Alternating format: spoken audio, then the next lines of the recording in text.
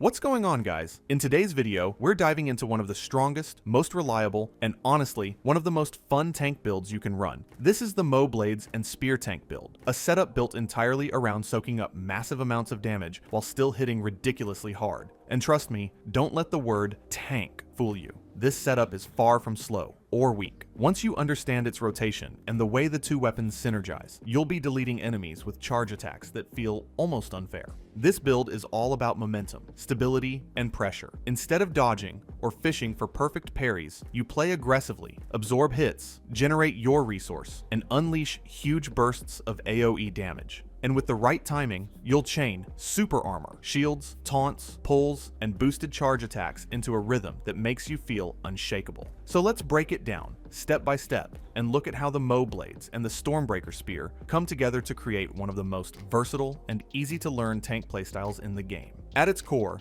this build revolves around the Combat Will system, a resource that works differently than stamina. Both the Mo Blades, specifically the Thundercry Blade, and the Stormbreaker Spear use Combat Will instead of burning through your stamina bar. Skills either consume or restore this resource, and mastering the playstyle is all about rotating between those two states to keep your Combat Will healthy at all times. This means your playstyle naturally evolves into a flow of spending, restoring will to maintain pressure, and then cashing out with boosted charge attacks. Combat will can regenerate passively, but the fastest way to get it back is through blocking. And since this build is designed to take hits anyway, blocking becomes part of your offensive cycle. Let's start with the weapons themselves. The Stormbreaker Spear is the foundation of the tank portion of this build. It has simple light and heavy combos, but honestly, those aren't the focus. The real power comes from its charge attack and its two key skills. When you hold your heavy attack, you enter a multi-strike charge that grants complete super armor throughout the entire animation. Even if you miss, the final hit grants the push buff for 6 seconds, boosting the damage of your next charge attack by 15%.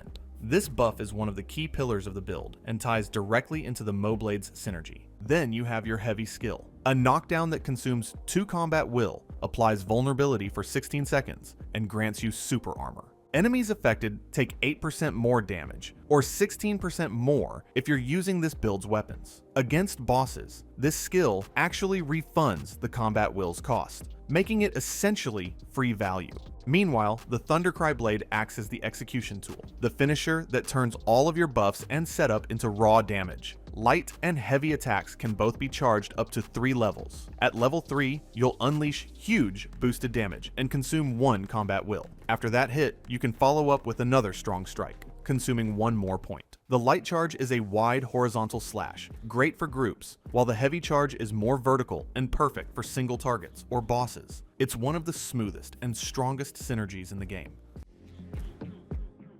Your martial arts define how smooth and powerful this rotation feels. For the spear, talents that improve damage reduction, extend weaken duration, or enhance your super armor uptime all feed perfectly into the tank playstyle. Any upgrade that increases your ability to sustain enemies' attention or helps you restore combat will more consistently is a direct buff to the entire build. The Thundercry Blade benefits most from talents that enhance charge damage, shorten charge time, or extend formation breaker's effect window. Every improvement you make here multiplies the payoff of your rotation. Since the build leans heavily on level 3 charge attacks, anything that improves posture break or finishing blow repetition is also extremely valuable. The best part is that both weapons scale very well into late game martial arts. Even early talents feel great, but higher tier ones start turning you into a near uninterruptible bruiser that can output frightening amounts of damage. When gearing for this build, your focus is on survivability mixed with charge amplification. Think max HP, damage reduction, defense, and any stats that support your charged attack.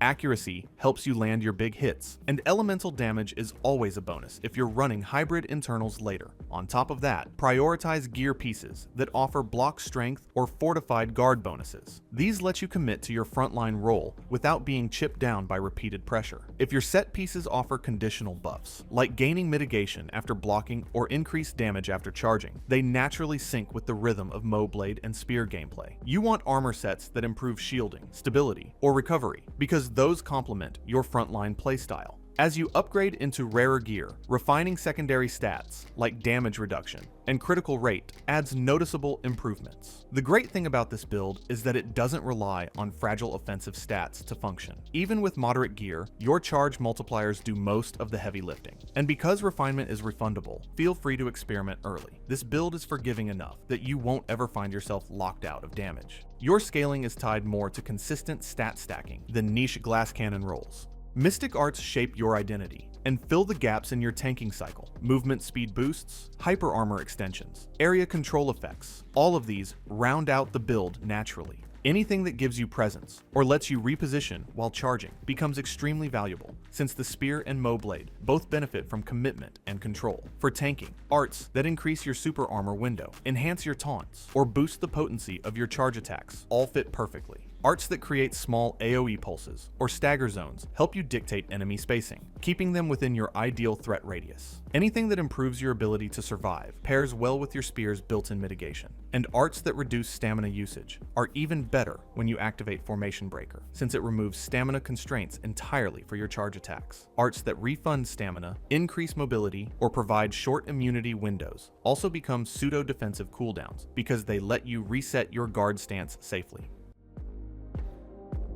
Talent progression helps your character evolve into the tank this build expects. Early on, basic talents that boost HP, damage mitigation, or mythic skill slots improve your survivability. Prioritize nodes that affect guard stability, shield gain, or damage reduction during charge windups. These create a much smoother gameplay loop and let you tank efficiently from the start. Boss talents that activate when you take hits or avoid specific moves also fit naturally because you're built to block, not dodge. Damage return or retaliation style talents become unexpectedly strong since you'll be triggering them often. PvP talents that reduce CC duration, increase stagger resistance, or boost recovery animation all directly improve your tank performance, even if you're not actively focusing on PvP. The spear especially appreciates any reduction to recovery frames since it helps you maintain threat and keep your rotation uninterrupted. And as you progress further, you can branch into hybrid talent paths. Talents that improve elemental damage, charge efficiency, or healing received all add scalable benefits without forcing you out of your tank identity. Internals determine the hidden layer of your damage and survivability. For this build, internals that amplify charged attacks, increase damage reduction, enhance super armor uptime, or boost recovery during blocking are incredibly effective. Any internal that converts defensive stats into offensive output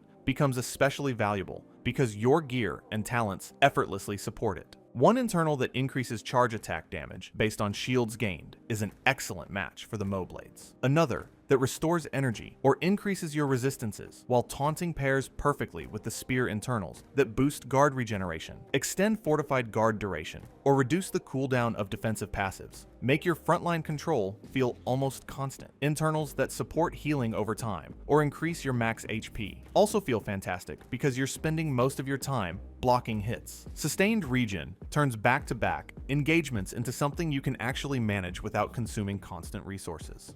And now, let's get into the part everyone wants, the actual rotation. You begin with the Stormbreaker Spear. Open with your heavy skill to knock enemies down and apply vulnerability for 16 seconds. This consumes 2 combat will, but also grants super armor throughout. Immediately follow that up with your light skill. This restores the 2 points you just spent. Taunts enemies, applies weaken, gives you damage reduction, and grants you the push buff right after. Launch a charged heavy attack to cash in on that push bonus. Now switch to your Thundercry blade. Open with your heavy skill to pull enemies in and apply the focus effect. Your next charge attack now charges 50% faster. After this heavy skill, use your light skill to restore 2 combat will and create your shield. Because you activated this while still under push, it transforms into Formation Breaker, giving you 12 seconds of 30% extra charge damage and 0 stamina cost. Now it's your damage window. Charge attack, charge again and again. Light charges for groups, heavy charges for single targets. Repeat until your combat will runs low, then rotate back to your spear to refresh your buffs.